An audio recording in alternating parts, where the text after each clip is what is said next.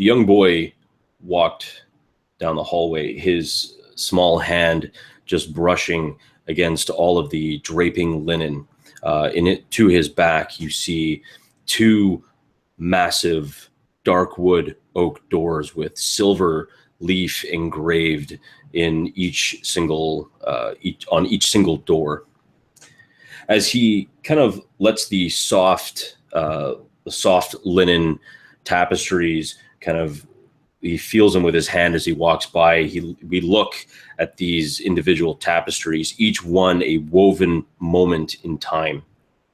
Beside the young boy, a very tall, thin man wearing a plain gray robe walks by, kind of in silent assent. For this young boy is important, so important that he would be the future of this town, this city, this empire. The old man stops at the very end of the hall, and he stands in front of a tapestry. And this tapestry has been woven with images of war and battle. As the young boy stops, he looks up at the old man in kind of a reverence and says nothing. And he points to the first tapestry. You see, young man, whenever an empire, a kingdom, even a small hamlet is born, its history is woven not only into tapestries like this, but woven into the very fabric of what we know is to be true in our lives. The threads of fate, you see. Now, let us explore for a moment why you are so important, young prince, to the future of this great nation. This tapestry here represents the birth, the baptism of the beginning, a baptism born in blood, born in fire. And as the young boy looks, the slight breeze that is going through the open air seems to ripple the tapestry, moving the soldiers woven onto it, moving the horses, the war horses, and even the pennants that have been so very carefully sewn into what is to become the beginning of our story. The hilltop that you're standing on, or at least that you're sitting on horseback, you can see the entire valley. The sun just beginning to peek over the western Dragon Ridge Mountains. The valley itself kind of bathed in this kind of soft reddish light. In front of you, you see two groups of heavy infantry standing on one side of the bridge. Flanked by those, you see two large units of archers. A man on horseback is in the center of the five of you, as you've all been tasked as a personal guard to this one gentleman, Baron Sundon Albara, nephew to the king, fourth in line to the throne of the kingdom of Bara. He adjusts himself ever so slightly, his mail surcoat kind of resting heavily and jangling a bit. He has a small circlet above his head, a symbol of authority. He looks over to you, Sir Brom, and he asks, do you think that the Raven Queen shall have her due today, that we may honor her and seek glory today? Sir Brom looks at him and he says, the Raven Queen always gets her due. She knows when it is time and she cuts the string.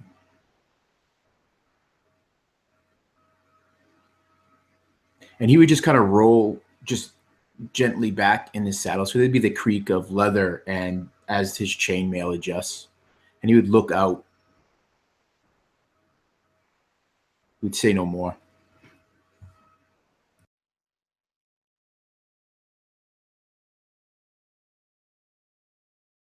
Staring down, you can see now that there are a group in front of the heavy infantry. You see a group of heavy cavalry, plated knights, kind of mulling about, and you see one break off and begin to gallop up to your position.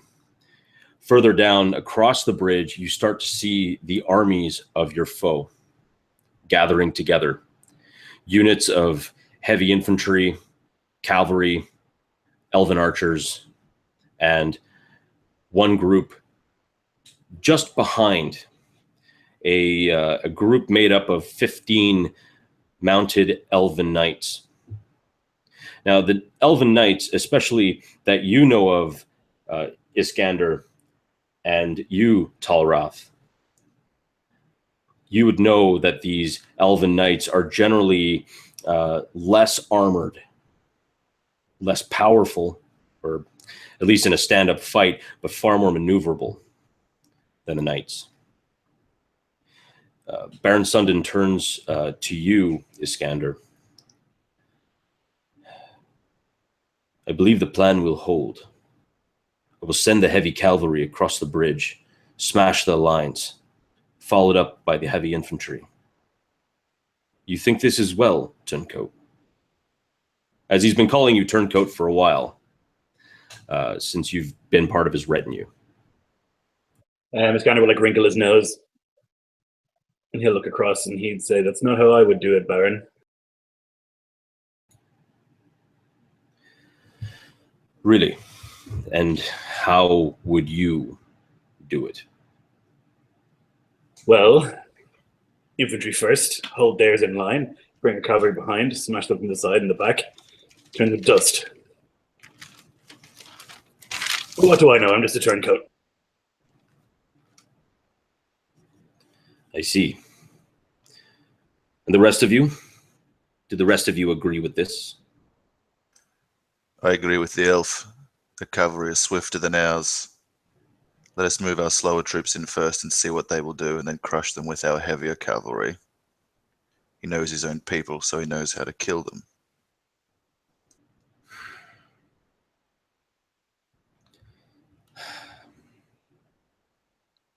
I can't say that military scheming is my strong suit, so I will defer to the fine gentleman over there.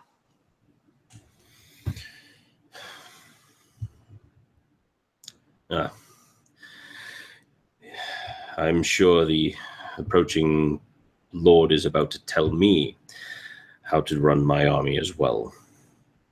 And at that point, you see a large mounted knight. And as far as knights go, and as far as full plate goes, this knight seems to be, his armor seems to have been designed directly for a frontal assault. His breastplate actually comes forward into a massive jutting like point, into like a massive jutting blade. His helm, though a standard knight's helm, the front visor has and bottom half of visor actually is made to look like a shark's maw. He is holding a lance, a very large lance, and on the end it seems like the point is this steel point that is made to look like a reinforced anchor on one end. As he rides up, he holds aloft the lance on his shoulder and stops. His heavy Percheron horse kind of stopping, kind of whinnying back and clamping. He flicks open his visor. Baron, this is a foolhardy mission. You wish to send my lads, my heavy cavalry over the bridge. To what? To die? And the Baron kind of stops and looks at him. And he kind of looks, he's a bit hesitant at first. I believe the plan will hold. The Duke, just angered by this. What do you mean the plan will hold? You want to send heavy cavalry over a bridge that's 20 feet across? We can maybe have 5 knights deep. And what? Send them over? You, and he points at you, Thankmar. You agree with this? Before he answers, he'll think about the social and political ramifications of his answer. It's a duke, right? Just so I know, on the Percheron down below, garbed in plate, and it's a baron who I have been paid to serve. Yeah. Now, do I particularly like or admire either of these two guys? Like, how familiar am I with the baron who's employed me and with this guy? So what you know of the baron is you know that, again, he is a direct kin to the king. Mm-hmm. He is of noble birth. He is not hesitant to point out that fact. What you've heard of the Duke, of Duke Thade, is that the dukedom of East Shore is a relative newcomer to the kingdom. At first, they stood alone, but they recently got involved when the elves also began to attack some of East Shore's holdings. So he said, "Okay, well, I'll send my heavy cavalry," and that is the one thing that East Shore has been famed in, being less wooded and more of plains. These are heavy mounted knights. They're incredibly powerful, and many people know them to be basically like the shock troops, the tanks of the kingdom. He has been known to be, the Duke has been known through gossip to be very quick to jump into action. But one thing that every person that you've ever would have talked to said is that he always leads from the front. He'll never push his men into something that he himself won't do first.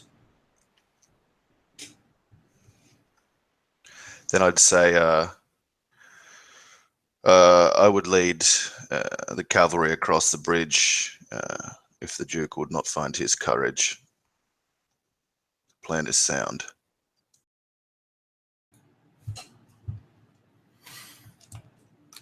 His eyes kind of narrow at yours. And he turns. Well then, I suppose we'll have to win another war for Middenheim. And he turns around and he just gallops fast, like pushing his horse hard straight down the line and over in front. You kind of hear him. You can barely hear it, but he looks like he's giving the order to form up. His heavy cavalry are forming up, 5 across and several deep. He is getting ready, and they're basically waiting on the order of the Baron. A young soldier in on a kind of just a basic riding horse rides up and is waiting for the Baron to kind of give the order.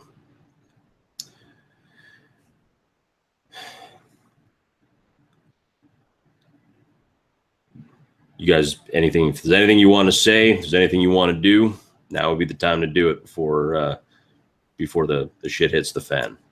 I think I'd lean into Sir Brom, and like similar how you mentioned creaking in the saddle, I'd be the same with a bit of jangle of steel there. Lean over to him and say with my chin pointed up, maybe like when I notice there's no attention upon me, I'll say to him, if I had a rival, that's exactly where I'd want them to be. Like I'll point down to the Duke forming up in the van of his men across the bridge. Perhaps that is the Baron's plan. And then he'll shrug his shoulders as if like the Knight of the Raven Queen is always correct. She'll always get her dues, and it's just going to be a bloody slaughter either way. But I imagine we've been fighting recently, and so he's not unnerved, visibly anyway. Of course, inside he would be churning. So you see now, farther across the bridge now, the elven heavy infantry are starting to part, and you see the knights beginning, like the elvish knights are beginning to kind of form up right at the bridge as well. Most of them carry what looks to be kind of long spears, but they're, instead of just kind of like a longer blade, they seem to be kind of into a small point and then into a small kind of like heavy steel point. Not exactly a lance because they're very light, and most of the soldiers are wearing, or most of the knights you see now are wearing either some type of like a light chain shirt or some type of a kind of a like a medium armor, like a scale armor or whatnot have you. You notice that one thing that you have noticed about the elves is that they are very quick and they're very agile on their own saddles. They begin to kind of level they hold their lances up and then they begin to level it down, and they're just waiting on the word. The Baron turns to the young man, who pulls out a couple of pennants from his saddle, and he nods, and the young man just kind of like snaps it up into a cross, shoots it off to the right, shoots it off to the left, and then back in the cross. And you see the archers on your side. You see the archers begin to like knock, and then they begin to pull, and then they begin to loose. As soon as they loose, you see the knights, the heavy knights, just begin the charge. They begin like flying over their horses. Even though these troops are of heavy armor, these horses seem that they have been trained for this all of their lives. They begin to like run and just go forward. The mounted cavalry also begins to move. Their mounted cavalry begins to move ahead. The elves seem desperate. They seem that they are. This is their last push. This is their last chance to get at any sort of an attack. The heavy cavalry, as they begin to push, they slam into each other. You see like heavy knights flying off the bridge, falling 70 feet down into the river below. Horses begin to panic and whinny. A lot of the elves begin to, like, as they slam into these heavy pointed spears, they begin to snap and crack, and they begin to like go into shields. So knights have to start dropping their shields, and they're now into the melee and fighting each other on horseback. But you can see now that the elves, even though lightly armored and many of them are falling, a lot of them are actually leaping out of their saddles and going to one side and actually dodging very, very fluidly, very organically. Think of them like steppe horsemen who are able to just easily move in their saddles. Many of them are being cut down. You can barely see the Duke, and the Baron now kind of nods his head, and another pennant code is drawn out, and the heavy infantry starts to advance behind them. You see the massive amount of just horses are trying to run through. They have nowhere to run through. They're trying to run forward only to hit into the elven cavalry. Some of them even try to run backwards, only to be scared off by the advancing infantry. They're beginning to panic. Some even have leaped off the bridge in their own fear. And then you see one horseman kind of from the elves kind of moving in ahead, and he looks like he's holding some type of a staff. What do you guys want to do? You are still on the berm of the hill now. What are you guys going to do?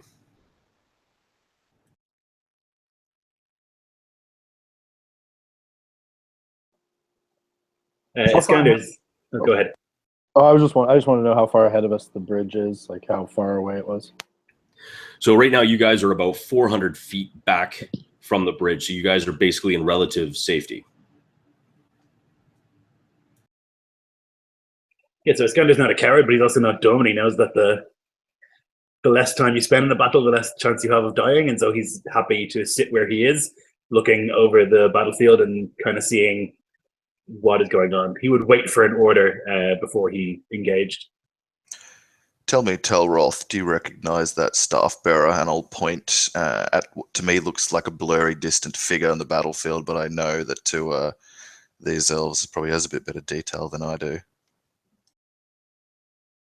Is there any recognition? If you'd like to, you can make yourself a history check.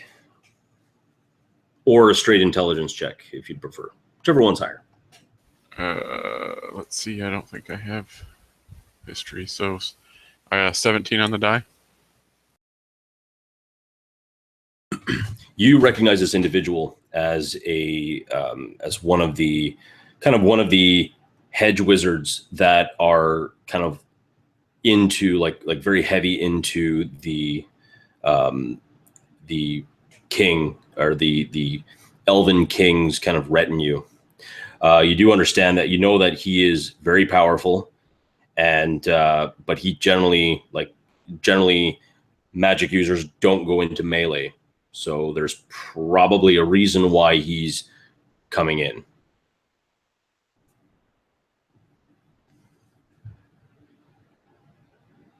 I'm sorry, I lagged out right after you said hedge wizard. I Oh. missed all of that till just now. No worries.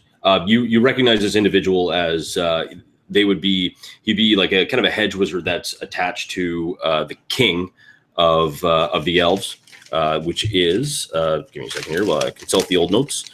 That'd be King the Thoradin Eris, who is the like current ruler of the kind of consolidated elven nobility. He's an individual that is very, very powerful, but as a wizard goes, they don't generally go into melee. So there's a reason why he's riding out, but you're not quite sure why he would be going into, especially with mounted combat, because it probably wouldn't last too long. So, yeah, as he casts his gaze out and recognizes a figure, he cants his horse to the side a couple steps as he shifts his gaze to Iskander, waiting for permission to speak, basically, on the matter if it's something that he should share or not. Yeah, he would nod. So then I would say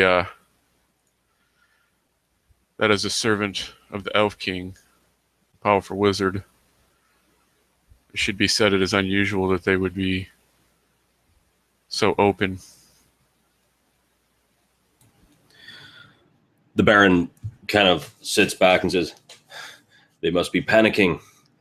It's the only way." And he's not even able to finish that sentence when Iskander and Talroth, you see this wizard kind of throw his staff up in the air, and suddenly there's this loud boom. There's this huge crack of thunder as the wizard casts the spell Thunderwave.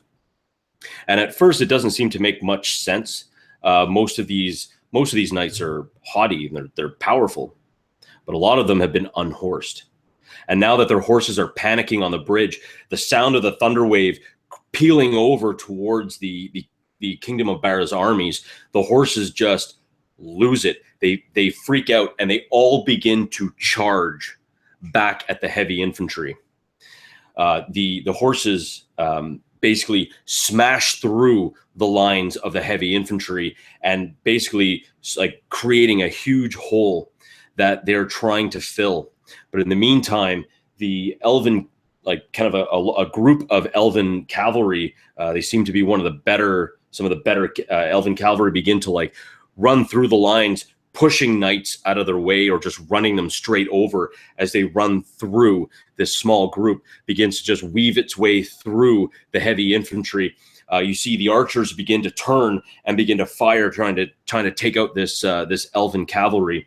And a lot of them just grab in their saddles, and a lot of them kind of just lean over to one side, using the horses as cover as they're like kind of riding along the side of the horse, holding onto it, letting the arrows just like fly across. And some of the archers are even beginning to fall as the arrows from both flanks are actually hitting each other, and even some of the heavy infantry. As they begin to go, you notice now, all five of you, that those cavalry are heading straight towards you. Was this part of your plan, Baron?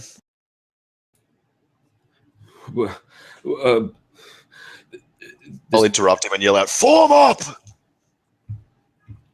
All right. And what we're going to do now, so as they keep going forward, the heavy infantry can't even catch up to them. Like they're just flying down. And the five of you now, what I'd like you to do is roll some initiative. Oh, baby.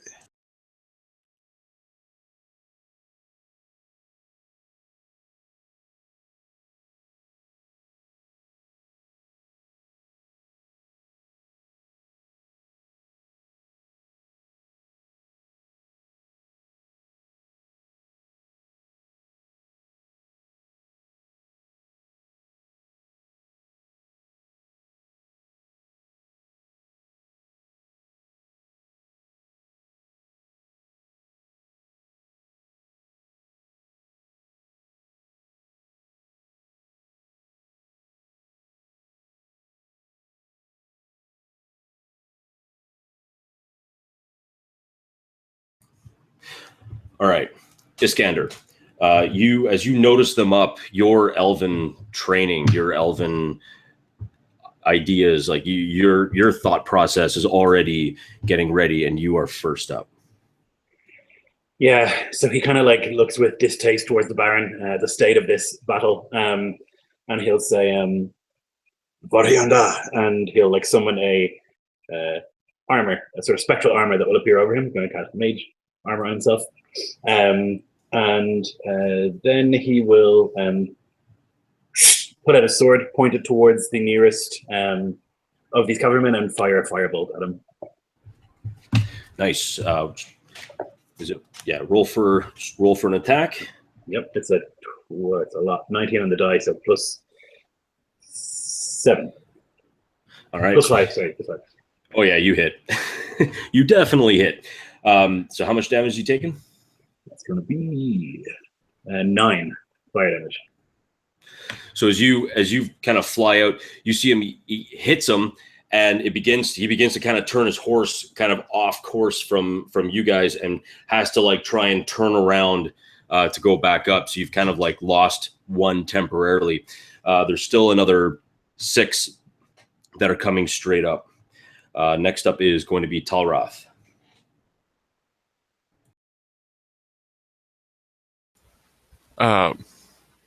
As Iskandar speaks and casts a spell, Talroth surges his horse forward a few feet in front of Iskandar as he draws his bow and tries to shoot for the lead horse of those that are running towards them.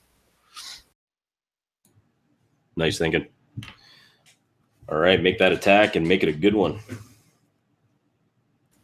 24 to hit. That hits. Nice. Roll your damage. Sweet. That's 7 plus 10 points of damage. As you let that arrow fly, and it finds its mark perfectly. It goes right into the side of one of the elves, and he begins to kind of go off balance a bit.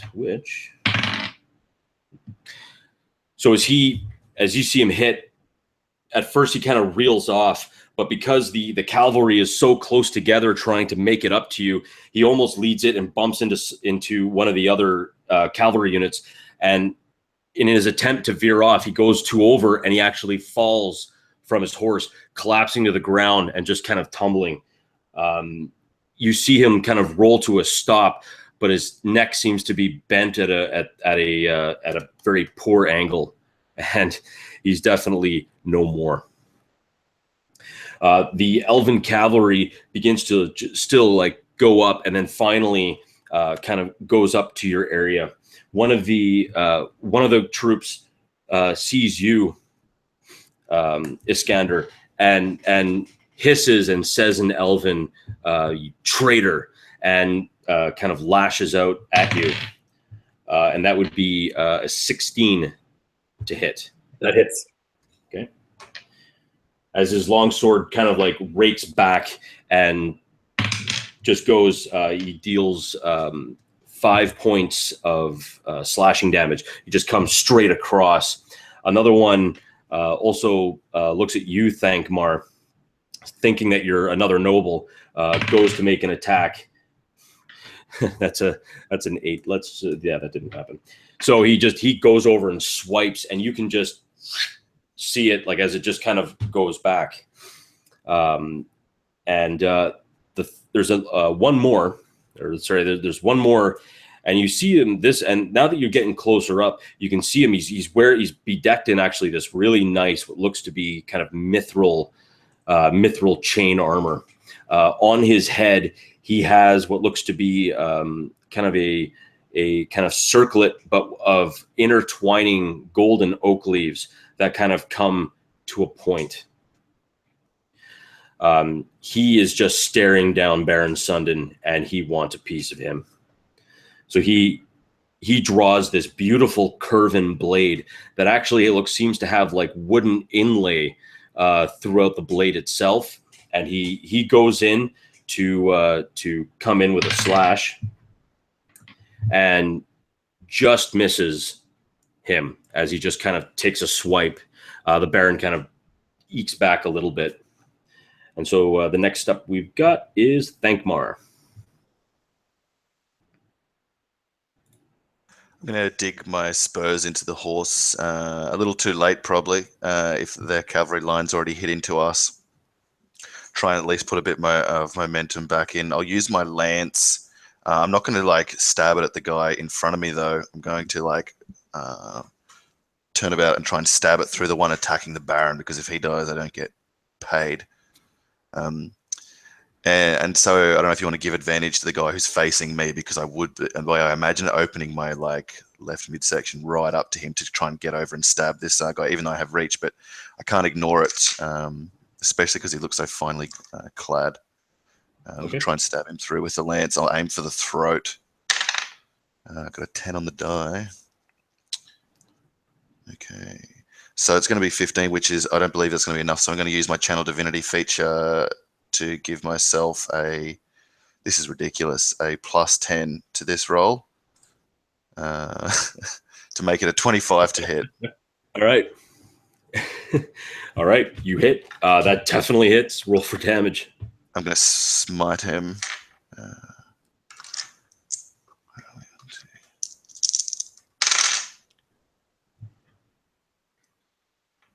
17 slashing damage. Jeez. Very acceptable. So as you come up and you just hit him, aiming for the throat, you actually glance heavy off his shoulder, but because of the strength of this lance, he has to make a roll now to see if he can actually even stay on. And maybe this could have been times when you've jousted, maybe even as other points, but you know exactly how to hurt someone and push them off their horse pretty hard. I don't believe I just rolled in that one. So you see him, he slams off, and he takes an additional. So he slams off, and you see him kind of collapse and spin, and he kind of rolls, and he just kind of lays there, and he doesn't seem to be moving, and he's been knocked off. The other cavalry see you do this, and they stop for just a moment, and a few of them begin to just rage. But it is not their turn anymore. It is now Mr. DuPont's turn. So you may notice that he's not actually armored and clanging like everyone else seems to be. And so as this line approaches and gets right up next to him, his right hand drops to the hilt of his rapier, which is in a scabbard on his hooked onto his horse's saddle, and he hanging off the end of the rapier is a little hooked piece of leather. And as he drops his hand to it, he starts to rub the leather, and he whispers quietly to himself, and a few little wisps of smoke seem to crawl out from outside of his shoulders as he casts mage armor on himself and draws the rapier. Now, memory serves me correctly. That's a first level spell, right? Mage armor. Yeah. Yeah, right, I have it for magic initiate feat. So then that's you. So then finally, Sir Leopold. So Leopold is probably the last to act, but it's because as he draws his sword and there's that sound of steel on leather, he never goes into any combat without saying a prayer to the Raven Queen. So he says, "Reaper of souls, if this is my time, may I do your bidding justice." And he rides forward, but as he does, this black mist starts to swirl up and around him. It almost flows behind him like a cloak, but it makes like these wings, and it's this spectral, like almost like smoky raven. And as it does, it swoops over to the Baron, and it almost encompasses him and rests upon him as he casts Sanctuary on the Baron, which will make anything attacking the Baron have to succeed on a Wisdom save or attack something else. And he will ride forward. Does it look like the Elven leader is dead that Thankmar unhorsed?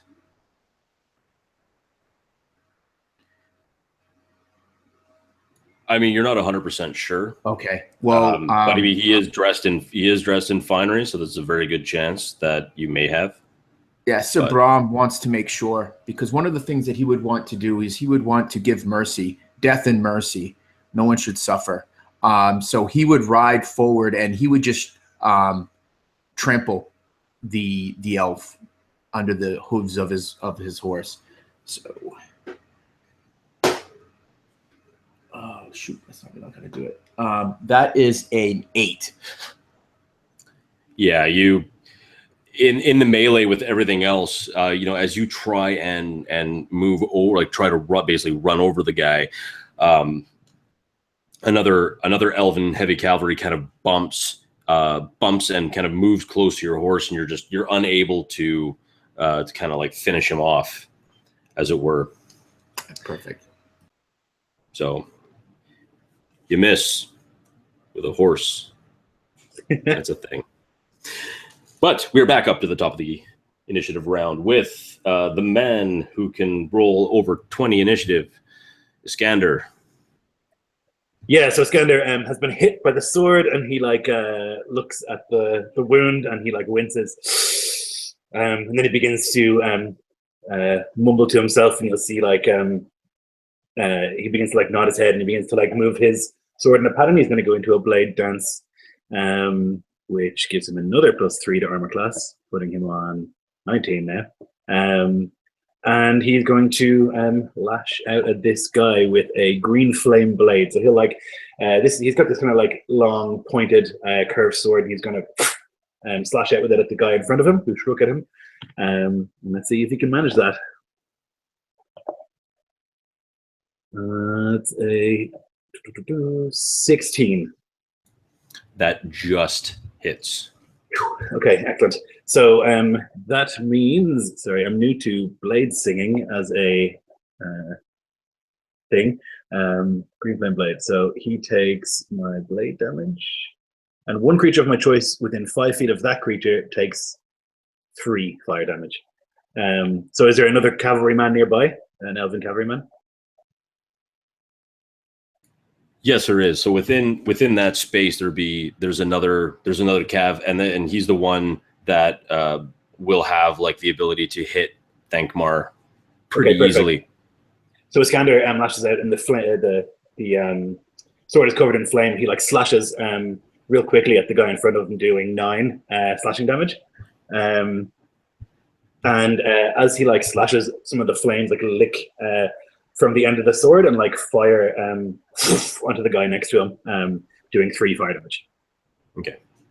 So the guy you go and slash across, you actually, while you try and get it, kind of across, kind of as a vengeance kind of strike, it actually glances off his gauntlet and it actually tears straight into his throat. His throat just opens up, and he just his eyes just kind of roll back into his head, and he flops off and he dies. This green kind of viscous flame kind of licks up the side of the one elf, and he starts trying to tap out his arm. There's now just the one cavalryman left, as the others have been slain. So we go up now to Talrath. Yeah, so at this point, Talroth will discard his bow, drawing his shield and rapier as he charges forward, closing with the last cavalryman that's near Iskander, and takes a swing.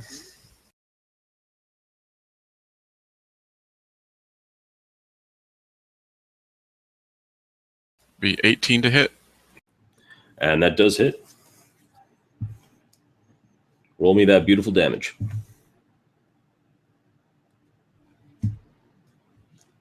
A whopping 6 points of damage. And as you go up, you definitely slash up onto his arm.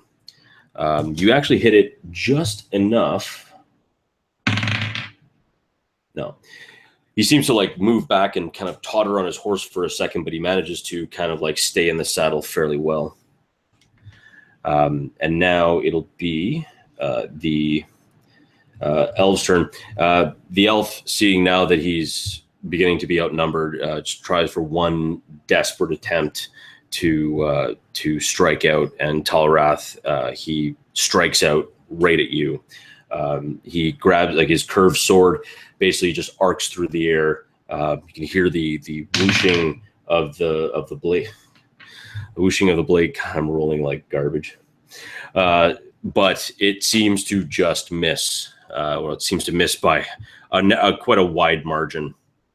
The elf, using his movement, actually backs up, so he's in a kind of guarded position over this one elf that's kind of on the ground. As he backs up, I'll say in Elvish, your life ends. And he looks at you and say, "Only yours, you traitor." And we now go to Thankmar.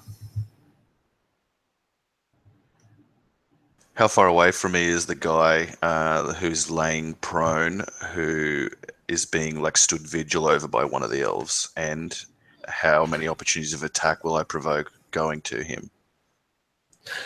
You're probably about 15 feet away as you hit him pretty hard, and he actually flew. So I mean, you could do like a quick thrust in to try and get at him, but you'd have to go through this one elf on horseback, still kind of guarding him and being ready to go. So you could try for it, but you might have to roll at disadvantage because this guy is using him body as a shield. Polo cross trick, and I'm going to charge my destrier into the side of the elf's destrier and try and shove his horse with my horse, trying to shove this elf and horse over the top of the guy he's trying to protect. Because that's brutal. That is pretty brutal. So horse's strength, I think, is +4. I got a 14 on the dice. I'm just going to check that because it might be important. The strength of the horse. The athletics, I mean. Sorry. Yeah. And I believe you're right. I believe it is a +4. Is it? Okay. Yeah, well, I got 18 then. Okay. Nice. So as you collide forward, you collide in with this horse. This horse, though a bit lighter, still seems to have a fair bit of muscle. Fortunately, I rolled an 18. And he kind of pushes back with you, and kind of like gives you another like kind of like a little like side bump as well. Nice.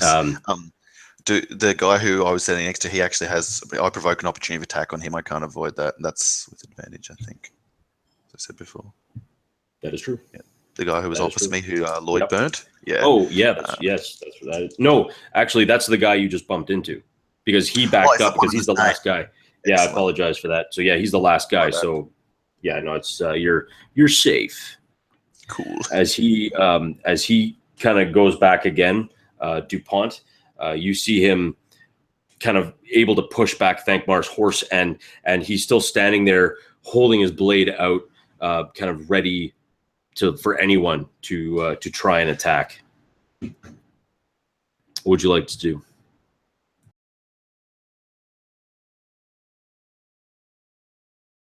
How far away is he? From you, he's like maybe 20 feet. Seeing that and not really wanting to get too much closer to him, Benjamin just looks up for a moment and holds his hand out and actually fires a firebolt himself at this guy. Oof, that's almost that's going to be a miss. That's an 8. Yeah. You watch as the firebolt kind of just whizzes past him, and he kind of moves ahead and kind of like points it right at you. And now Sir Leopold. So Leopold is pushed off of finishing off this elf that's been unhorsed.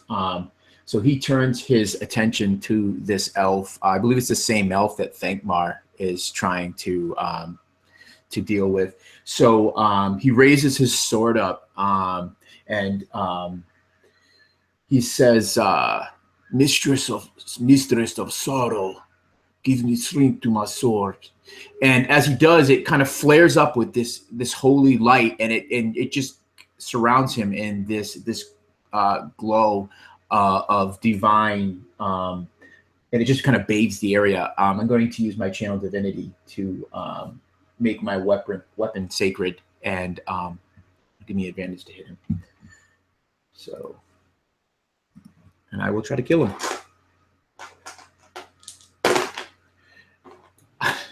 And I will miss. Oh, no. He swings, and he is able to. I guess it's just too hard for Sir Brom to get in there with Thankmar. He just can't quite get the angle, so the elf is able to bring that curved sword up and knock his sword aside. That's where I'll keep pressing the attack though, to try to push him away. So maybe that Thankmar can get to the elf. That he unhorsed. All right. Well, we're going to be bringing it back up to Iskandar. Yes. Yeah. Whichever. So there's a lot of chaos going on, and Iskandar is not too phased. He's still singing that song. He's like moving sort of rhythmic movements, and his sword is like making a sort of pattern. But he sees that it's pretty crowded around this enemy, and so he's going to once again point his sword and cast a firebolt at this thing. Hopefully, end him. That's a natural 20. Boom. All right. So that's 2d10 damage. We're looking at 18 damage. As you fling it past, you know what? No. What happens? How do you finish this guy off? Yes, Iskandar has been fairly confident throughout this fight. He took a hit, but then he immediately recovered from that, and he killed the elf who dared fight him. And so he's like watching all the bodies move, and he's like got this rhythm in his head, and he's moving with it as he's like singing this song quietly to himself. He's like watching the flow, and he finally picks a moment where he knows everything's going to line up, and that's the moment where he like points the sword, and the flame just fires into the open mouth of this elf, and he dies gurgling. Brutal. And as he just kind of falls back from his horse, you guys are now out of combat. You see the corpses of the elves kind of around, and the one individual who's wearing the circlet kind of goes back on one elbow and coughs and looks up at the five of you, like the five of you kind of taking a turn in each. He pulls out a dagger,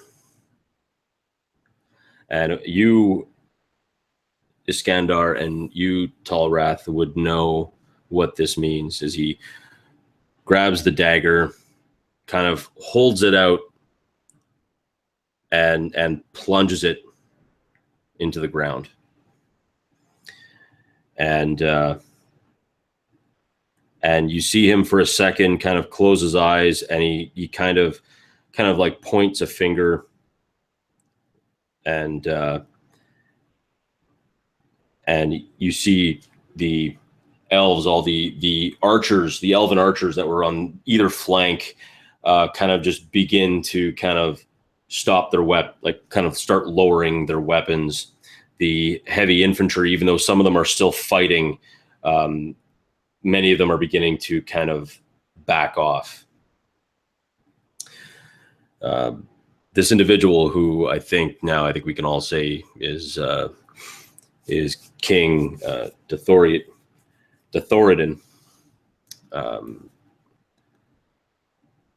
slowly begins to get up. His shoulder injury, like he's clutching his shoulder. Well, it would appear that you have won. Your Majesty, we'll see you're treated well. Oh, like when you just tried to kill me while I was on the ground with your horse. And he looks right at you, Sir Leopold. Yes, yeah. I can see how you treat those who are injured. War, Majesty. At Iskander's word of giving this man safety, Telroth will dismount, still holding his shield and rapier, and he'll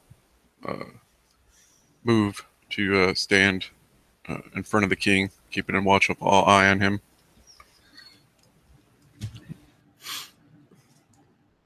You hear cheers come up from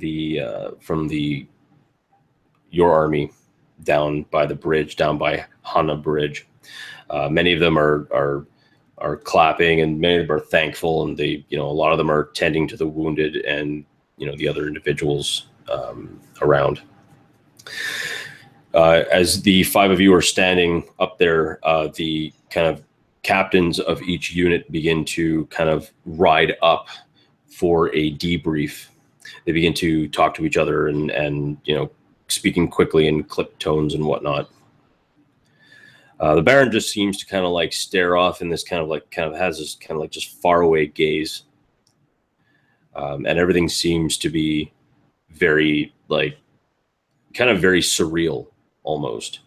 When you hear a shout from well behind you, from where you guys were standing up on the hill. Just a quick messenger.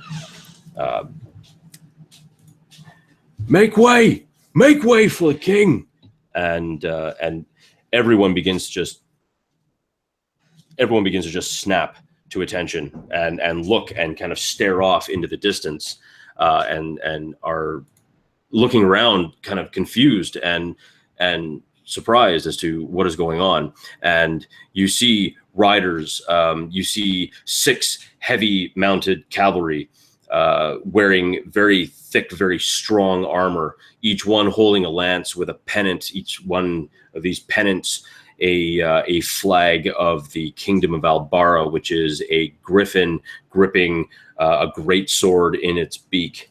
As they begin to ride up, they kind of peel off around, and they even surround the group of you, as you see an older gentleman with a kind of a half helm, but with a crown that's been inset into the helmet itself. He begins to ride up slowly, and he looks at the Baron, his nephew, and he looks at the 5 of you. I see you have been victorious. Will you say nothing, nephew? And he looks, that just seems to kind of snap him out. Oh, yes, Your Grace.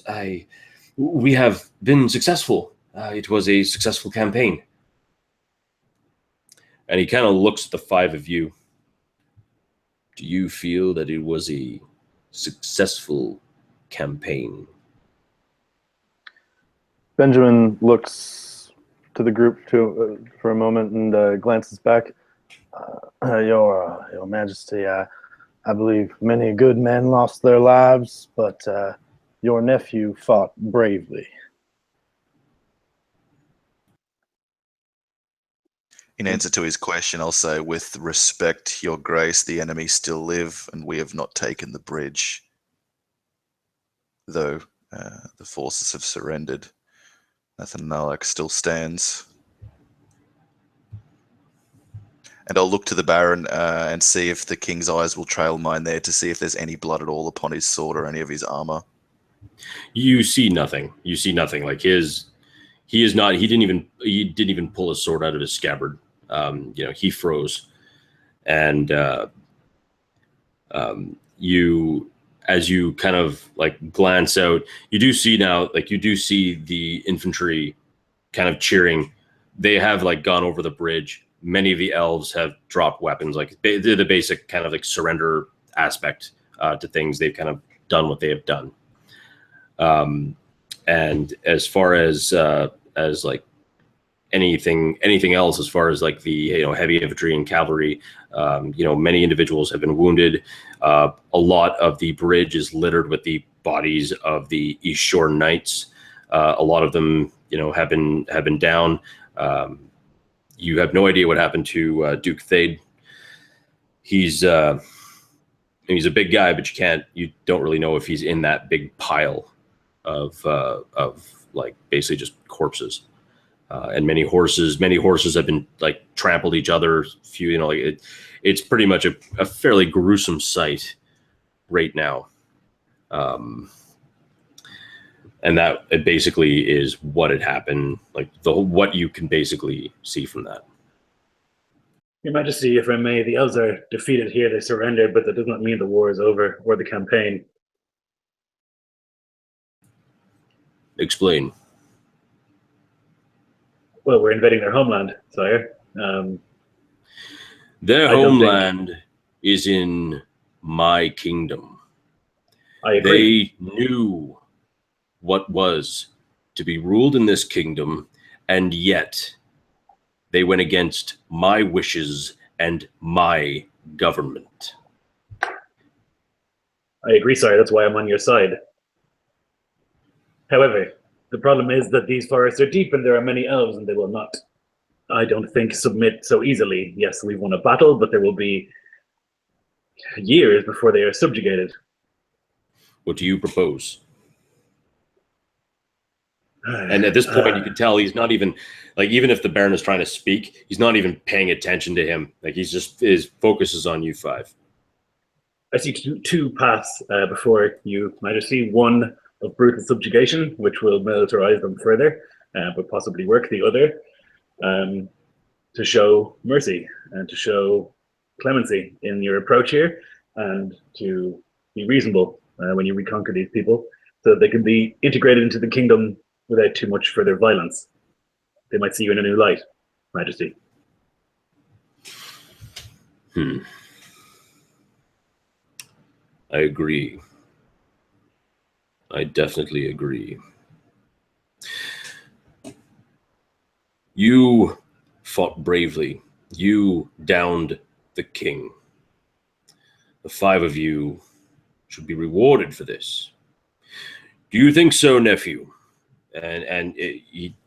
Yes, your grace. I do believe they should be good. This, the South Road. And he kind of like, he brings out a map, and I'll do some screenshots where I do the sharing with the thing and this. There we go. So he brings out a map and he kind of points down here to Hana Bridge. There's crossroads here and here. This whole area is undefended. I bring troops to patrol here every so often, but I dare say that it is time that there is a more permanent establishment here, so that we may watch Nothlon and Halak and watch the elves. You five have shown yourselves to be rather intelligent. You're certainly not cowards. And as he says that, he looks directly at the Baron. Perhaps you could become greater than you are. You're mercenaries, aren't you? Well, then I dare say it's time that we put together something that could benefit both the kingdom and this paltry barony. And he points just across the Hannah Bridge. I'm going to set up a trade outpost. And I want the 5 of you to run it. You will have guards, you will have some buildings, you will have an inn, you will have everything that you need to take care of individuals passing trade between the Duchy of East Shore and the Viscounty of Trace. You will do this, if you so desire. We'll give you money, and you will work from there. And you have my thanks. Perhaps your bravery, courage, and intelligence will rub off on some of my kin. And with that, he doesn't say another word. He turns around and gallops away, along with the other guards. And it's actually going to be at this point where we're going to take a break. And when we pick up back from the break, it's going to be 1 week that has passed. And then we're just going to do a little bit of kind of like out of game kind of quick discussion on where you guys want to go. And then I'm going to write it down on the map, and then we're going to work at it from there. Right. So well done in defeating the enemy. Well done for not killing the king. And trust me, that may come back and either boon or go against you, because consequences. Thank you very much, everyone who has joined. Thank you so much for tuning in, and I'm hoping that this is going to be one hell of a great campaign. I'm excited for this. I love the fact that we're building an empire, or even possibly building a town just to start, at least. I mean, you know. And let's see what these 5 individuals get up to. So we will see you guys back in 10 minutes.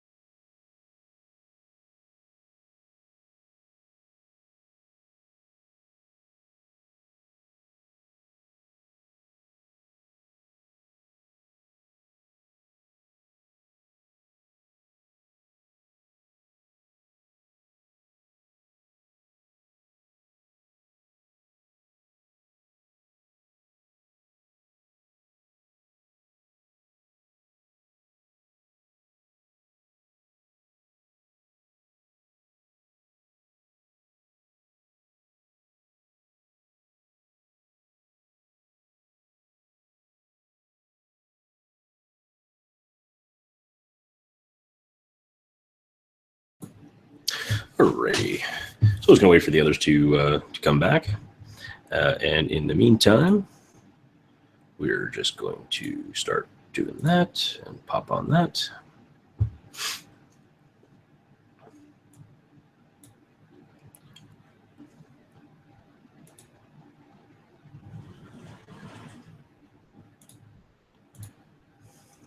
And again, hope everyone's having a great time. I'm very much enjoying this game, seeing what's going on, and I'm excited to see what these interesting individuals are going to do and where they're going to place their actual trade area.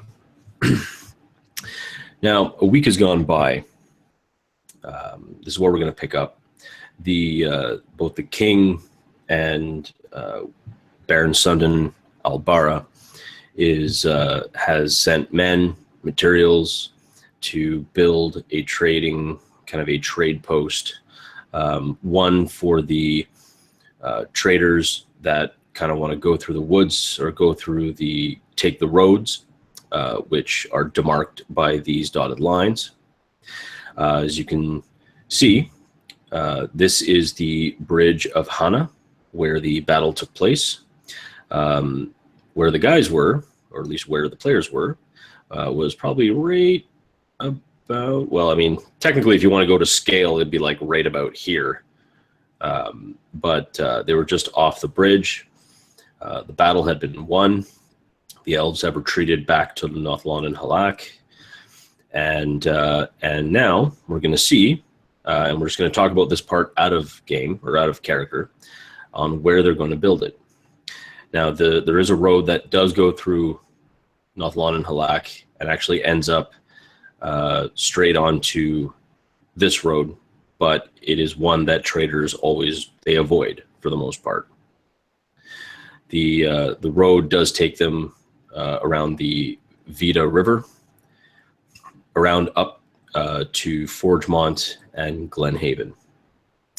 The southern road will take you down to Wavebreak Harbor, Deepwater Point, and on to other areas down into the Duchy of Eastshore. Also, rightfully so, it'll also take it from the Duchy of Eastshore straight on to Sunlit Shoals and to the other small towns and forts along the Viscounty of Trace. So, if everyone is back, I'm just going to stop sharing for a moment. Is everyone good to go? Yep. Right on, right on. All right, so as far as the southern road, which actually I'm just going to pop onto Nicholas's picture because he put the map right there because Nicholas is awesome. What we're going to do is we're just going to kind of point out here where you guys would like to place the trading outpost. So if you guys have any ideas, any plans, anything else, by all means. On a crossroads near a bridge would be what I would put forward. Yeah. There's a river delta there, which are usually really fertile, I guess, which is also a good place to go. There's a bridge just above it. Is that sea below it trafficked much? There are areas now, from what you have heard, south of, I guess, this entire map, south of it, there are other island nations that are kind of clustered together into what seems to be kind of like a merchant republic, but that's quite a bit down south. Very few times that they will sail up to the Duchy of Eastshore, which has made Eastshore very wealthy and very powerful. Now, a lot of times those goods that have come from there have gone on eventually to the other parts of the kingdom. But every so often you will have individuals sailing up towards like Sunlit Shoals, and even rarer still, if they have goods that aren't perishable, they'll go all the way up to the port in Middenheim. But for the most part, a lot of times they deal with Eastshore. The river delta itself, like, it is a very fertile area. It is some swampland, some like marshes, very tall reeds. Not a lot of people know, like, kind of like traverse that area because it can be really bad. There's a lot, like, there are sinkholes, there are other such things in the marshes that people, kind of just, they kind of think it just gives it like a lot of bad juju, and they just don't want to kind of go around there. They're not really sure what is around there. Many individuals will trade up north past from Middenheim down through Forgemont, down through Glenhaven, and even down east that way. And a lot of them will make like kind of like the grand route, as they say, to go through each and every small town, picking up and dropping off, kind of in a large kind of milk run sort of an area. And they'll take the road, like all the roads as it sees fit. Most of these roads are well traveled, but not a lot of them have, because the roads are so large and expansive, not a lot of them have the ability to patrol all the areas as well. So the one that might have been the most problematic will be the road going from the Hanna Bridge up to the East Bridge, which is basically that small stretch of road in the very south. So my thoughts are natural resources are important.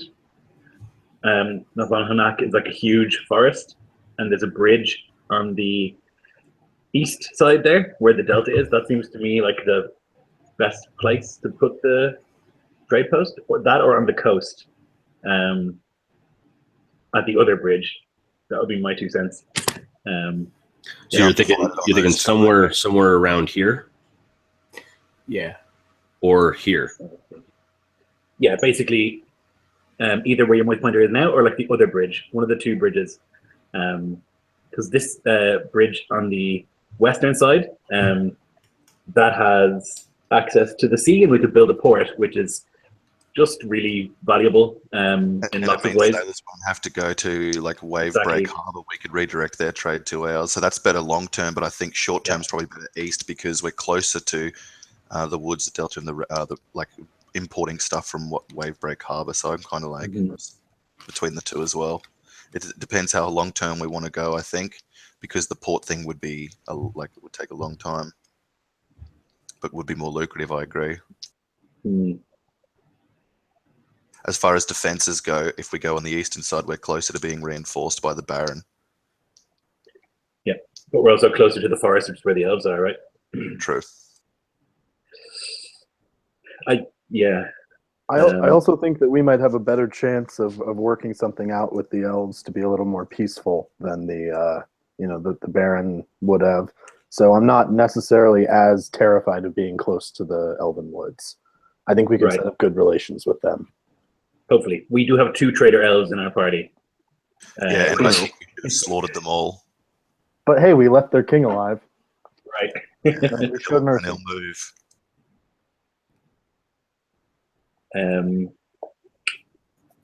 I think short term, you're right in saying that the eastern bridge is probably the better choice.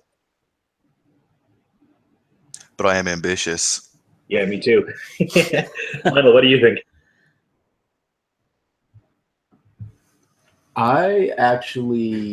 Initially, I was thinking the Western Bridge. I was just looking at like that river that runs down from Lake Vita. Anything that would come down that river would have to pass by or around that bridge. I guess one of the things that Mike was saying that made me a little hesitant about the Eastern Bridge is that the marshland. I would just think of the sinkholes and stuff. I just think of that Monty Python skit where I built this castle, it fell into the swamp. So I built another, it fell into the swamp. I built the 3rd castle, and that one stayed burned, then fell into the swamp. So it might be easier going to establish an outpost closer to the Western Bridge. But as long as I can build it, as long as Brahm can build a shrine to the Raven Queen, he's probably going to be happy wherever. I actually think the river is a really good call. I didn't really follow that all the way up, but you can get to Middenheim, basically on the river. And so we can import stuff we need, and also then we are like a direct path from the ocean to Middenheim, which is And from the lake. And from the lake, yeah. Yeah, I like that. I think that's a good spot. I think, yep, I would say. Wait, real quick, what is the scale? Like, how far are we from the delta if we are on the western bridge? All right, so if let's say you guys build like right where my cursor is, right where the crossroads are at. To get to the Delta River might take you a good 9 hours, 10 hours of riding, and that's riding pretty hard. Okay, well that's not bad, because that means that we could go there we could harvest any resources that we need to from that delta. Absolutely. And it wouldn't be this massive undertaking to get them back. And we can tax both of those bridges too, which is a big deal, right? Like there's two rivers, like a river on either side, and if we control both of those down the line, that is a great idea. The first thing, we'll build little toll outposts and stuff, and charge tolls to cross. Yes. So do you mean to build a settlement on the crossroads in the west and then also build something on the eastern bridge? Yeah, so I think our settlement to start would be on the west, just because of this river or whatever. And then what we can do is like put a guardhouse or a tower or something on the other one, and just like have a toll on each side, And that way, when we move to the next phase, like if either the barony Viscounty of Trace or the barony of East Shore like go against us, we hold the bridge on our side with the fortified town, so we could like take that whole everything south of Lake Vita area if it came down to like something like that. It's a good defensive position as well as lucrative if we hold both. Yeah, absolutely. I agree. What do you think, Dennis? Yeah, I'm cool with that. Sounds good.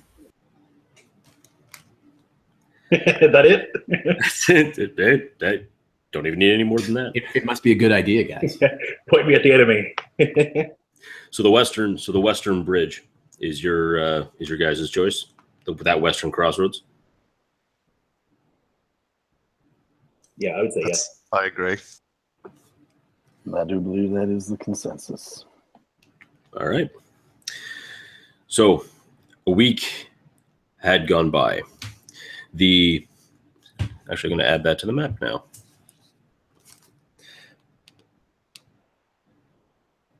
There we go. So a week had gone by. The men, materials, and other things that the Duke has sent that is needed has been going to go in.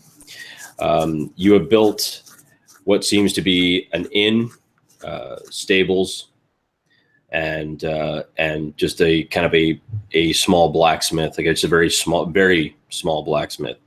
To be able to repair and reshoe any horses that are necessary and needed.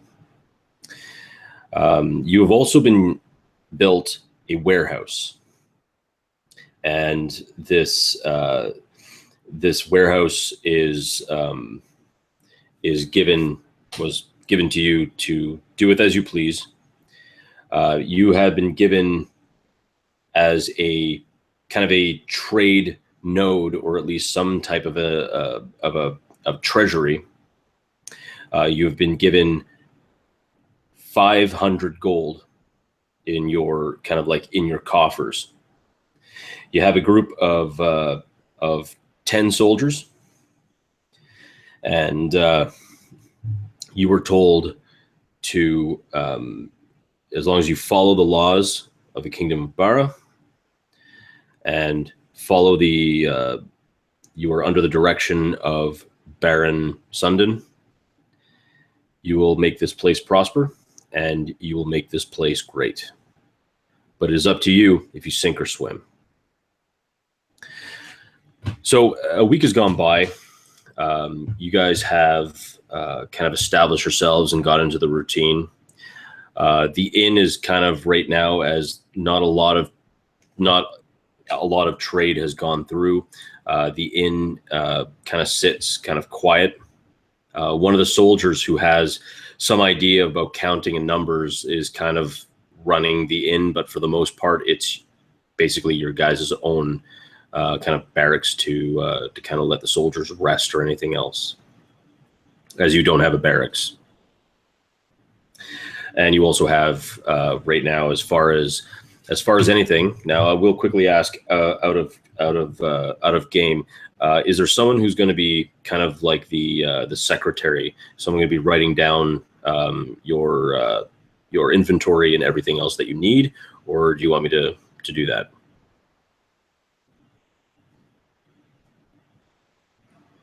I'm happy to do it. Yeah, I was going to say, I think that's our responsibility. Okay. Did you say you do it, Nico? Yeah, if no one else wants to, I'll do it.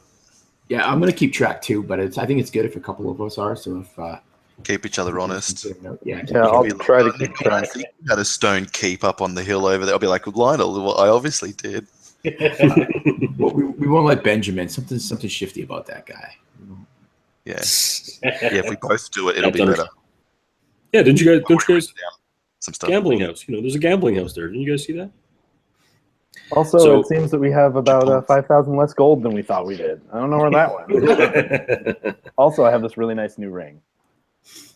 Unrelated. So you have an inn, you have a stables, you have a warehouse, and you have a kind of like ramshackle blacksmith. Basically, it's an anvil, a kind of a bit of a fire that can kind of be stoked a bit. As far as goods go, you guys have 10 units of cut stone and 10 units of cut lumber. You also have 5 units of food, which should be enough to last you at least a month.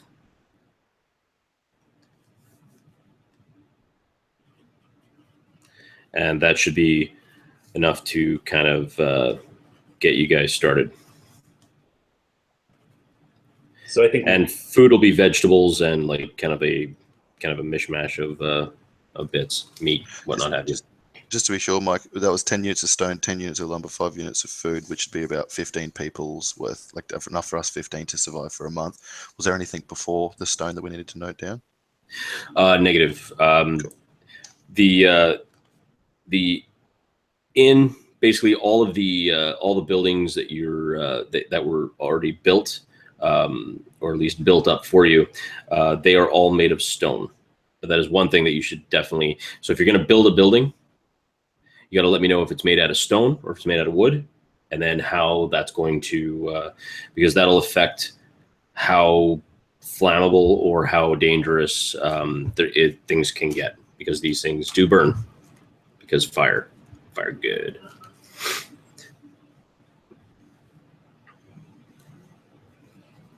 then we're probably sitting around in the inn, maybe. Yeah, as you're sitting in the inn, you do hear, like, probably sitting there having some ale or having some food, kind of shooting the shit. You do hear the clomping of of horses and a wagon going by. You hear the horse coming to a halt, and an individual walking up towards the inn and opening the door. You see a relatively kind of an older gentleman. He's wearing a surcoat, and he has a crest emblazoned on his surcoat, and it has what it looks to be. It has a scale that is set kind of perfectly balanced in a field of gold. And he looks at the 5 of you kind of sitting around. Oh, yes. Good day. Is there a place here for me to shoe my horses, set them down for the evening? I fear I have a long road ahead of me, and I wouldn't mind a place to rest.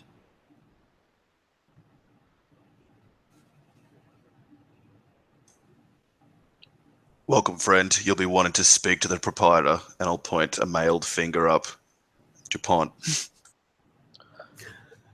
And he smiles very broadly, as he goes to the bar and begins to just pour a mug of ale for him, and he walks it over to the man and hands it to him and extends a hand to his other hand to try to shake him. Now, welcome to our fine establishment. How long you think you'll be here? Just the one night, or you might want to spend a little time here? Oh no! It's quite all right. I've been told of this place's existence, and well, I have a long way towards Wavebreak Harbor, so I am just here for the evening. And I am Jonas. I am with, and he kind of points at his crest, and he says, "I am with the council, but I'm very happy that I am here. If there's anything that, well, I don't know. I mean, are you looking to purchase items, or are you looking to just feed and clothe, as it were?"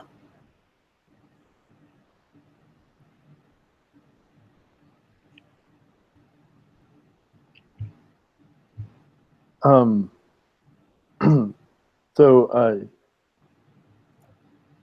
he looks at him, says, we're interested in all sorts of things here, and I just, I wanted to make sure that you were taken care of first thing, because I know it's been a long road, and we've traveled much of this area ourselves. So, what we are about here is hospitality, and so that's we try to bring that mentality into every one of our business transactions, whether that is buying or selling. We are a trading post, so we are attempting to get ourselves off the ground, as it were.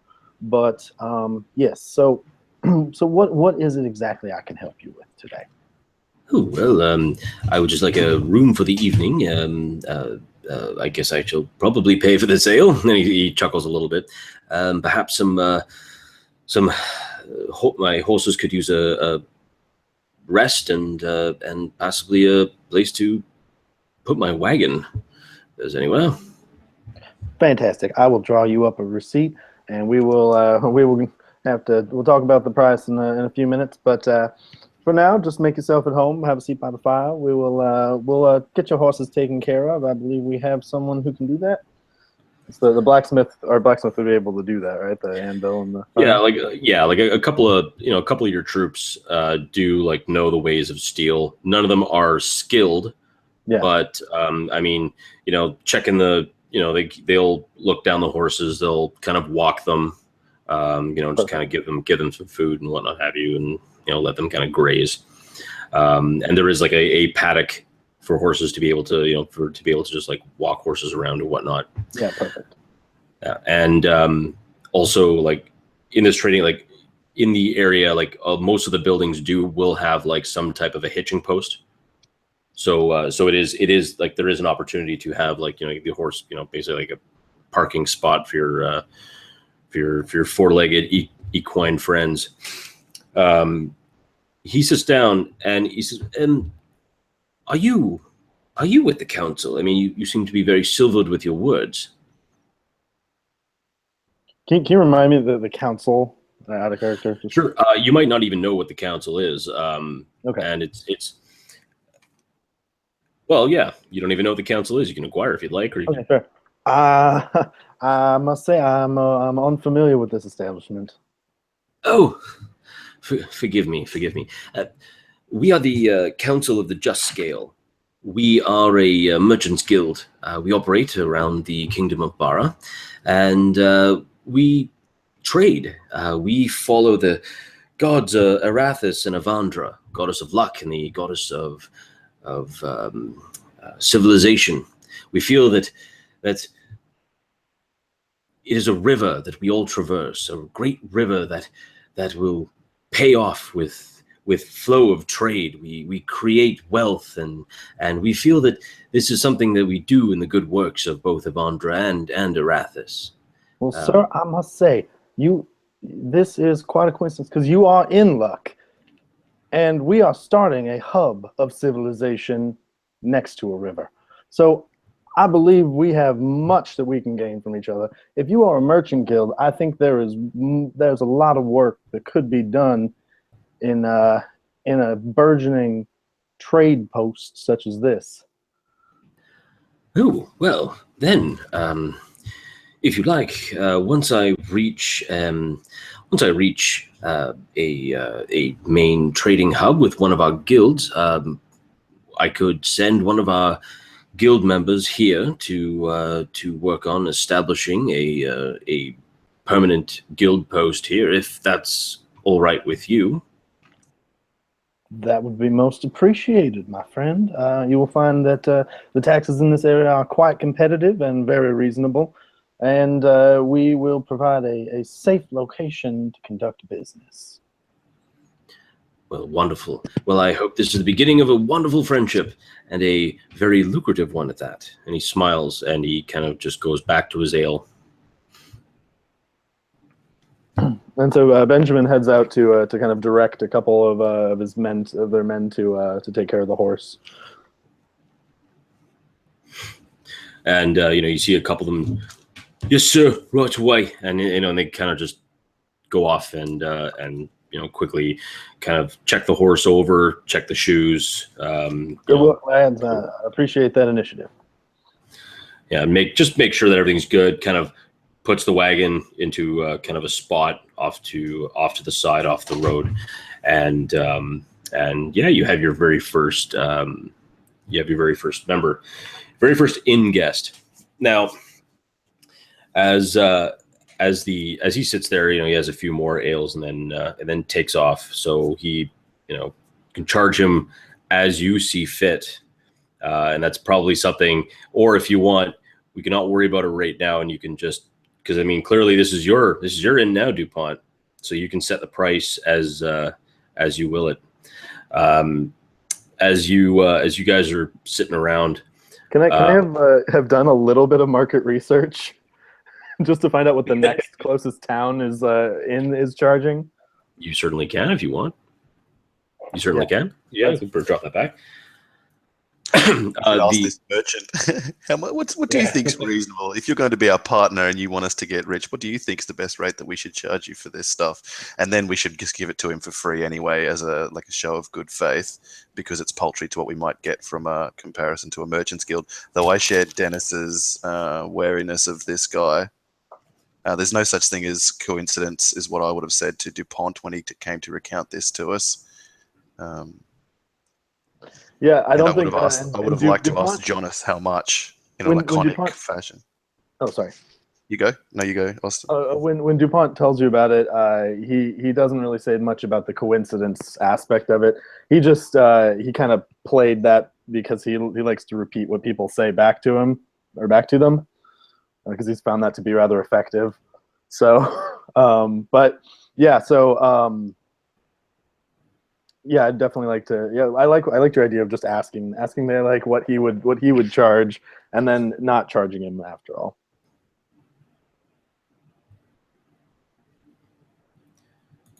So as far as speaking to him about it, he says, the usual going rate. This isn't a world-class inn, and there's the walls are bare. There's nothing here that's very fancy. It's not a fanciful inn or anything. So he looks and it's basic ale, it's basic food.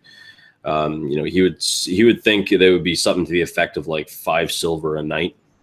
Ale would probably be between 2 and 5 coppers a night, depending. And food varies because it depends on the cook. It depends on how the quality of it. He said for basic food, sometimes basic food is included in the price. So that's kind of his kind of a base. If he were to give a basic lowdown on it, that's probably what he would suggest. Thank you for your input. It's most invaluable. And I would like to say, just please take this first night, you sleep here for free. That's our gift to you in exchange for your kind offer to send a representative from your organization. Oh, well, thank you. Erathis and Evander be praised. I certainly am fortunate that I stopped here. Well, you'll have to forgive me. The day is turning into night, and I fear that I must get a good rest if I am to carry on. So I bid you a good evening. Thank you very much. And he kind of goes up, goes upstairs and unpacks his things and goes into his room. The one of the troops kind of comes up to you later as you guys are sitting around. He says, "Sir, I wanted to tell you nothing, but we just got this feeling that we're being kind of watched. We're not sure if it's coming from the forest or where it's coming from, but we have a feeling that somebody's up to no good just beyond the town, or just beyond the trading post."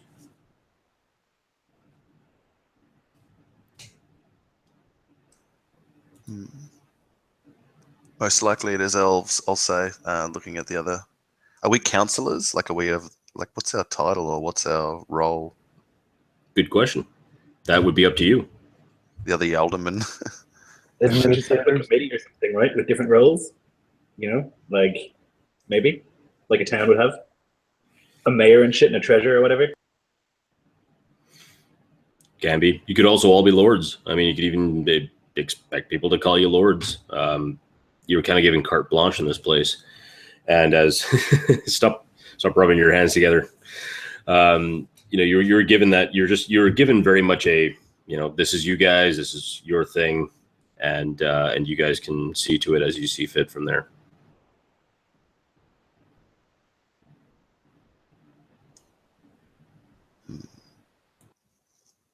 Yeah, I'll look around the other councillors. Perhaps a patrol is in order, like around the outskirts, just to relieve the men's fear and also just like secure our defense. It's not a bad idea. Maybe the elves could do one at night, and we could do, us humans could do one by day, so that we're not all like, leaving one thing open to go protect something else, and keep the soldiers well rested. Like it's 10 men. There's not really much we can do with that as far as like keeping the town vigil constantly goes, because they'll just exhaust them, especially if they're doing all of the menial jobs as well. So we should like help in with that. I'll be sheriff, spits in a platoon. Well then, yeah, I'll look to Talrith as if like, well, what do you want to do about this?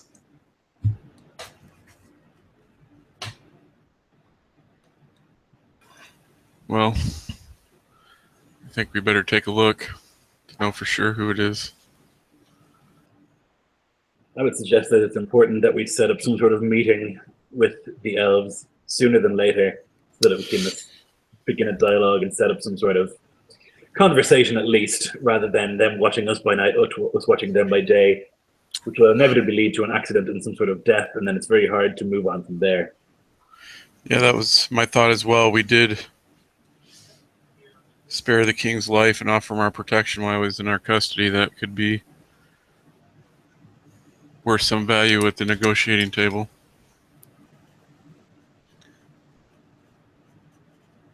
Would we offer to like bring them here to our like still smelling of freshly sawn pine trade outpost? Or like should we invite ourselves there, because really they are the vanquished, like by our kingdom of Middenheim. And if we have domain over this land and the king of the elves is not recognized as a king, then they're in our territory. So how do we approach it, Iskander? And like the way I ask that is like not just tactically how we, but also like this cultural nuances or whatever as well. It's tricky. We don't even know how to contact them really. But I think that bringing them here, well, I suppose they're looking at it already, but it's not much of a, he kind of looks around, not much of a sight at the moment. It's not going to look like we're coming from a position of strength. It might be best if we go and meet them. My approach would be to like leave a message on the outskirts of the town, and they will find it. I think perhaps a neutral location, some place that maybe they don't have as much of an upper hand as their woods. Yes, I agree. I don't think there is any place around like for too long that we have an advantage over them. We have 10 soldiers and us 5, and they have a ruined army. So unless it's kind of like in a defensive pass or something like that, I don't know. Like if there's a place that will have advantage between here and Nath and Halak. Well, And I don't want to appear weak when we go either, but I don't want to like piss them off by trying to look too strong either. well, as you say, if it came to straight up battle, obviously, just our troops, our group, would not be enough to withstand them, but it's the same threat over their head as there always is the king and his forces. It may go a long way if we show a little respect to what little authority they may have, approach them in that vein to open negotiations. Would it be more culturally appropriate, do you think, to like reach out to them and ask if we can come and talk to them, or reach out to them and offer to like give them hospitality and then come to see to us? Like, would that, I imagine that would be like the way that it's done in our culture, like that you would invite a guest rather than invite yourself to show goodwill. But like, do we even want to bring them here to show them how weak we are? I guess our intent is not to show strength, so that doesn't matter, maybe. Yeah, it's a tricky one. I personally would like to try to do as much as we can to kind of appease and work with them. And even if that means like giving them some sort of wardenship over the forest and saying like, you know, that we will respect their authority to kind of do their own thing within the bounds of that. Something along those lines, just as like a kind of a bargaining chip of like, hey, we know that the king will sweep down on you if we disappear. So let's work together. Right. We can make this reasonable. Yeah, I think any little bit of authority we can give them as like a sign of respect would go a long way in that to establishing some kind of beneficial relationship. Yeah, just showing them that we don't intend to screw with their way of life. Like we don't want to come in and, you know, make them live in our city. We just want to, you know, respect each other and we do want to like cut down their forest though. Well, a little bit, but you know, we'll make some deals about that. We're going to have to figure out a reasonable rate that doesn't destroy their forest but does keep us in lumber. Yeah, we probably don't really need to bring that up in these initial negotiations, though, I would think. But yeah, I would say that's saved for later. Less direct approach than it is. Yeah, I would just add, too, that they're probably just really curious in what we're doing, too, what our intentions are. So this would be a good opportunity for us to maybe win them over by, you know, letting them know that, hey, we're going to be making quite a piece of pie here, and we'll probably have a couple extra pieces every once in a while. Yep. Why not trade with us? You've got elven goods. Yeah. Yeah, we don't hold anything against you guys. I mean, you know, we were hired ourselves. You know, we have no stake in, you know, we're not kingsmen in that sense. I think the king pretty well bound us to him, though. Shh. So I think then tonight, myself and Talrath can go and stand outside and kind of keep watch in the darkness, because we can see in the dark, and just see for any movement. And if we do see some, we can begin overtures maybe. Excellent choice. So as the rest of the day turns into dusk, dusk turns into evening and darkness, the two of you go out to have a look and kind of keep watching the area. Some of the troops kind of are looking around, glancing nervously, because many of them, of course, expect a retaliation. The two of you, with your dark vision, you do see some movement in the woods every so often, because it's not exceptionally like the forest from where you are, you know, is probably a good a good 2.5 miles away. But you can see the mass of the forest because it is huge. The sheer size of it, if you were to traverse it from one side to another at its longest point, would pretty much take you a day and a half as to how big this place is. And that's 32 hours of solid riding without sleeping. That's how large this forest is. You walking around, you do notice like the air does seem very, very still. And what I would like is for Iskandar to make me a dexterity saving throw. Oh boy. Okay, 17. As you kind of look, you seem to move your foot for just a moment as all of a sudden the shaft of an arrow kind of digs into right beside your foot, just missing going through your leg. Danis, and I'll cast Mage Armor on myself. Then I'll call out to them, "Stop!" in Elvish. And I'll shoulder my shield and take up a position in front of him, between him and the forest. We wish to speak, negotiate. You hear nothing. You hear nothing, and another arrow sails past and digs straight into your shield.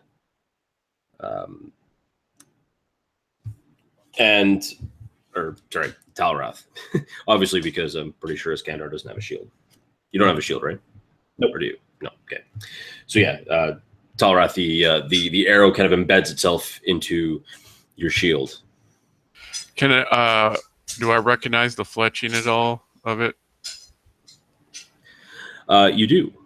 You recognize it as just a standard human-made arrow by a bowyer. So I'll, maintaining my protective position in Elvish, I'll say, this is a human arrow. Human. He doesn't quite understand. It doesn't make any sense to him. It has to be elves, and so he'll call out in Elvish again. My name is Iskandar Artoron, and I am of the blood of Artoron. And by that right, I demand parley. You hear nothing, just the silence, and now whatever insects and other creatures were making any sort of like nocturnal noises has now just kind of been quietened and down. I will, my shield already at the ready, I will draw my rapier and kind of start moving back and kind of pushing Iskandar back as well. Do I hear the sound of the rapier coming out of the scabbard? Maybe.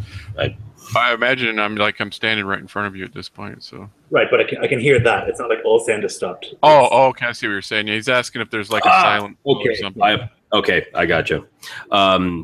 Clever though, very clever. Yeah, you can hear. Yeah. Right. Yeah. I mean, he knows what's best in this situation, and so I'll follow him back towards the town.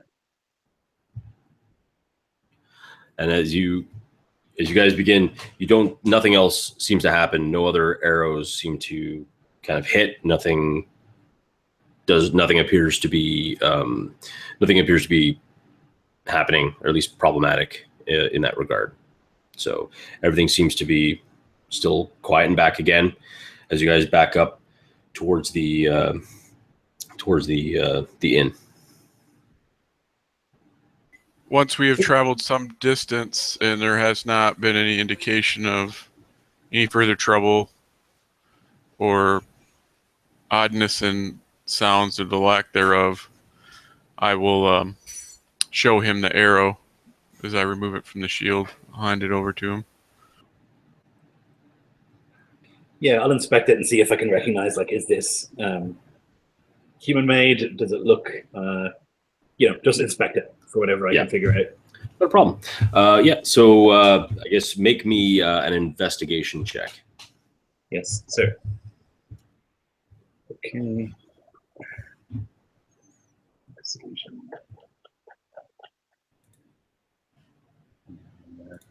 17.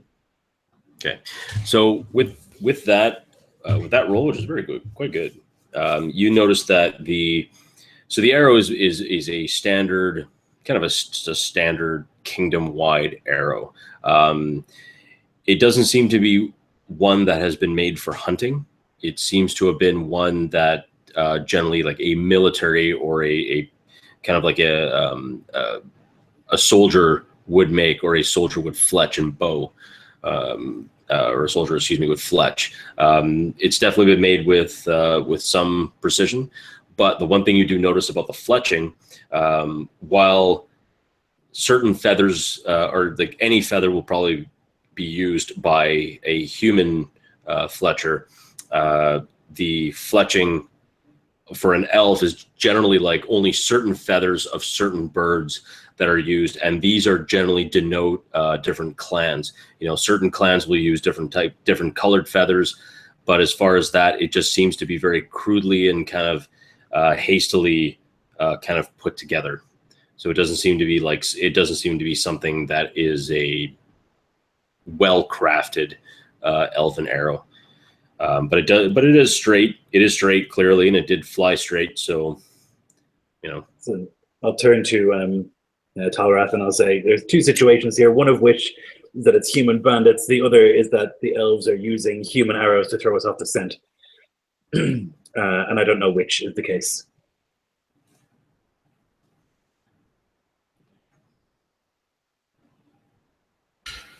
I'll glance back in the direction we came, and I'll say, "Do you wish to investigate?" Well, they made aggressive moves. We have to do something. But I don't know if going in there at night is the best thing to do. Well, if they are human, we would have an advantage.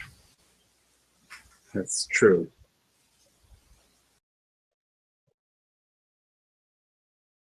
Maybe we should get the others.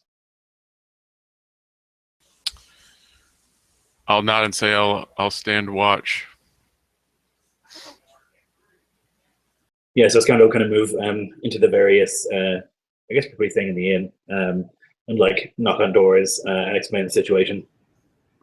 All right, now are you just waking up the other members of the party? You're going to be waking up the troops as well. It's the party. Okay. Yeah. So as you guys are all roused and you come into the inn, you are told of the events that had just transpired. As I'm assuming you guys would all leave. So when you're all together, I'll say then that the large expanse of the darkened world, even with a few like kind of torches here and there around the trading post, it just seems to be like kind of a shell of light against a very dark, no moon sky, as the expanse of the kingdom awaits, kind of foreshadowing this kind of foray of the five of you into territory that you've perhaps never done. As many of you live in towns and cities and even small hamlets around the world, you don't even think about trading. You don't think about building. And now you have this thrust upon you. And you feel now that whether you are ready or unready for such a challenge, the darkness still awaits, and the light is yours to shine against it. And that is where we're going to end the very first session of our campaign, The Foundation. And I had a freaking blast. This was awesome. And I'm very excited for this because this is going to be big. This is going to be huge or huge. I can never remember. But it's gonna be awesome, and I'm very All excited great for it. things start from humble beginnings, Mike. Yep, very true. But I would like to thank everyone for tuning in. Got a fair bit of viewers, and thanks a lot for coming in. And I can't wait for this to become a thing that's bigger than itself, especially with these guys building up this potential kingdom, potential empire, maybe even taking over the joint. I don't know. They have ambitions. Everyone wants to dominate the world. I mean, who doesn't, right? So from me to you, I'd like to say thank you very much. And I've have 5 incredible players here that I'm going to ask to do a little sign out. I'm going to start on our left with Austin. Austin, you can just give me a bit of a sign out.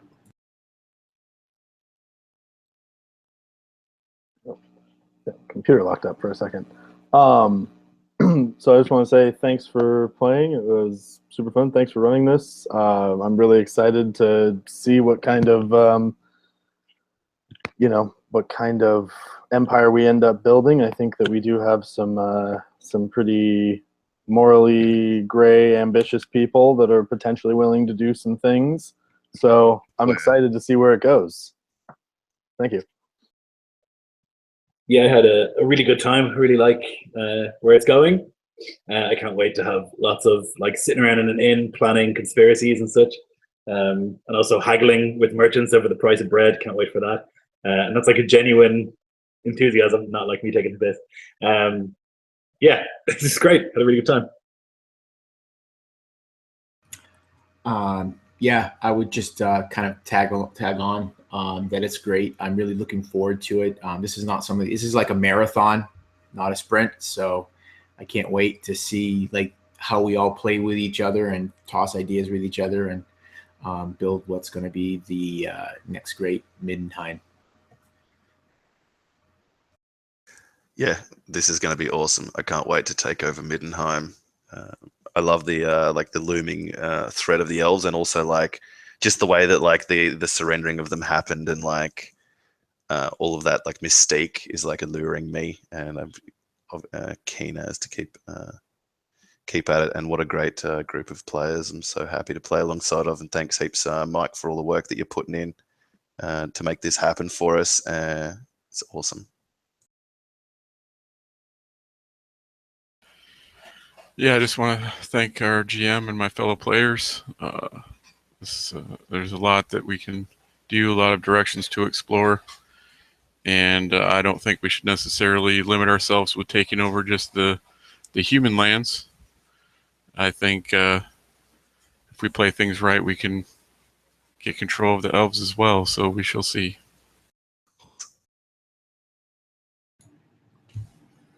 Awesome. Again, thank you, everybody. This was great, and this is the cornerstone. This is the cornerstone of what this crazy thing is going to be. So from then on, from me to you, and from all of us to you, thanks for watching, and I look forward to seeing you guys in the next session of the Foundation. Thank you very much, and as always, get inspired.